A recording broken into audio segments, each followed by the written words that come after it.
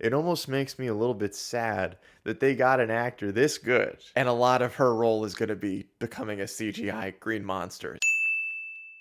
First episode of She-Hulk's out on Disney Plus, and I'm going to be completely honest. I went into this show fully ready to completely drag the CGI because I was expecting it to still look pretty bad. Only because not only did it look bad in the trailer, but Marvel has had sort of an iffy history with their more recent CGI. Being that this was a fully CGI character, at least when she's the Hulk, I was not really feeling too confident. In my opinion, I think the CGI actually looks really, really good. Hats off to Marvel for taking the criticism of whatever it was that they showed off a few months ago and doing a really, really good job to make sure this character looks pretty good. Now, quick note on the CGI She-Hulk, because, you know, that was the most polarizing aspect of this show. She looks good to me. Everything seems pretty fluid. Like, it looks fairly convincing. It looks pretty much the same quality as Bruce Banner Hulk. The only thing is her hair. CGI hair, I think it must just be very hard to get it to look natural,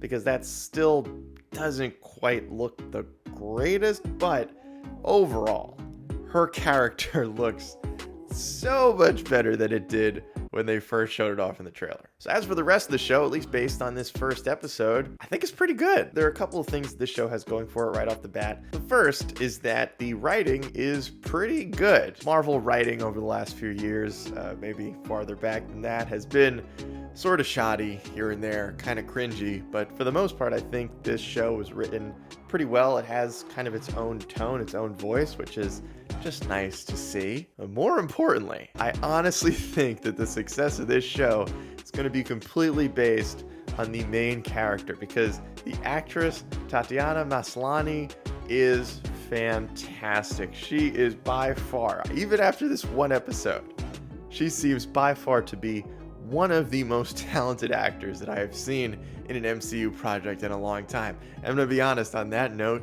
it almost makes me a little bit sad that they got an actor this good, and a lot of her role is gonna be becoming a CGI green monster. Now, not that she's not gonna absolutely crush it in that role, in that aspect of the show, but she is so good in this show, mostly because she has actual personality. One of my biggest complaints with a lot of MCU projects is that they've basically taken the personalities of Iron Man and Spider-Man and just sort of spread them amongst the rest of the heroes, or everyone's Captain America, right? Everybody's just like kind of stoic, sort of boring. You got like your occasional Ant-Man who's like sort of got his own personality, but for the most part, right?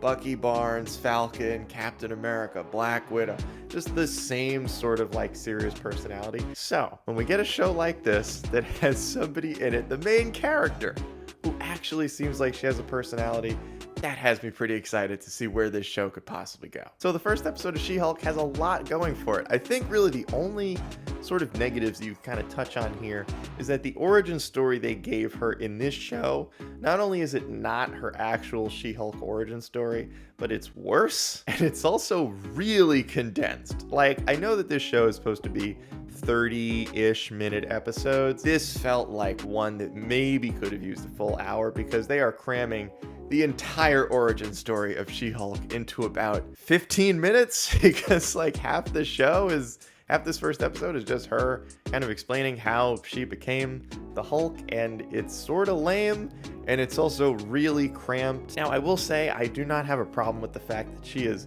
sort of instantly good at just being a Hulk, just immediately. She's like really, really good at it, and to me, that doesn't really matter because she's a Hulk, and I think a lot of their powers are, you know, pretty much the same. She's just really, really strong, and she can control it, and I'm just sort of like, yeah, that's cool. Let's move past that part. We don't need a whole, like, however many movies of Bruce Banner not being able to control the Hulk and that sort of stuff. Although it did lead to the I'm Always Angry, which is one of the greatest scenes in cinematic history.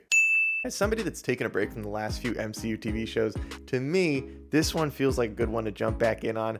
I'm excited that it's getting 9 episodes, even if they are a little bit shorter. I do think that will still help. And I gotta say, overall, the tone of the show feels just unique enough to sort of fit within the MCU, but it doesn't feel quite as trapped in the MCU as a show like Moon Knight did to me. It sort of feels like it can fit into this world while also having its own identity. I think the only other thing that worries me is that this first episode is not what the show is. I don't think it's that representative of where they're going to take this series. This is not like an action-packed Hulk and She-Hulk just like running wild and beating everybody up. It's more of a comedy, drama, legal drama sort of show.